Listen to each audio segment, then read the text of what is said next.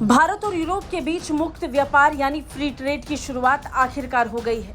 यानी भारत की यूरोप तक पहुंच अब केवल राजनयिक या फिर सीमित व्यापार तक नहीं रहेगी।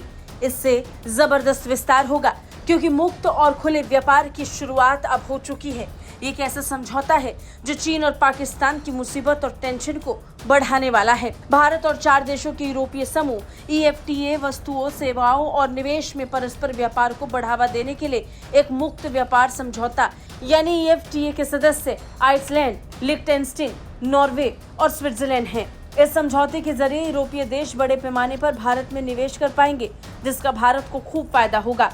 केंद्रीय व्यापार मंत्री पीयूष गोयल ने इस समझौते पर हस्ताक्षर कर भारत के नए व्यापारिक युग की शुरुआत कर दी, जिस पर प्रधानमंत्री मोदी ने भी खुशी जाहिर करते हुए अपनी प्रतिक्रिया दी और भारत के साथ साथ यूरोप के 4 देशों को शुभकामनाएं दी। पीएम मोदी ने अपने बयान में कहा कि कई पहलुओं में संरचनात्मक विविधताओं के बावजूद हमारी अर्थव्यवस्था में पूरकताएं हैं, जो सभी देशों के लिए जीत की स्थिति होने का वादा करती है। विशाल व्यापार और निवेश के अवसरों के खुलने के साथ हम विश्वास और महत्वाकांक्षा के साथ नए स्तर पर पहुंच गए हैं।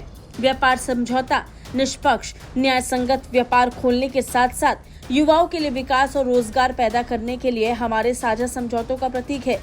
जानकारी के मुताबिक समझौते में 14 अध्याय हैं। इनमें माल में व्यापार, उत्पत्ति के नियम, बौद्धिक संपदा अधिकार, सेवाओं में व्यापार, निवेश प्रोत्साहन और सहयोग, सरकारी खरीद, व्यापार में तकनीकी बाधाएं और व्यापार सुविधाएं शामिल हैं। EFTA देशों को भारत का निर्यात 2021-22 में $1.74 अरब के मुकाबले 2022-23 के दौरान $1.92 अरब रहा। पिछले वित्त वर्ष के दौरान कुल आयात $16.74 अरब था, जबकि 2021-22 में ये $25.5 अरब था। EFTA की कनाडा, चिली, चीन, मैक्सिको, कोरिया सहित 40 भागीदार देशों के साथ 29 FTA है। मुक्त व्यापार समझौते के तहत 2 व्यापारिक साझेदार सेवाओं और निवेश को बढ़ावा देने के लिए मानदंडों को आसान बनाने के अलावा उनके बीच व्यापार की जाने वाली वस्तुओं की अधिकतम संख्या पर सीमा शुल्क को काफी कम या खत्म कर देता है। EFTA देश यूरोपीय संघ का हिस्सा नहीं है।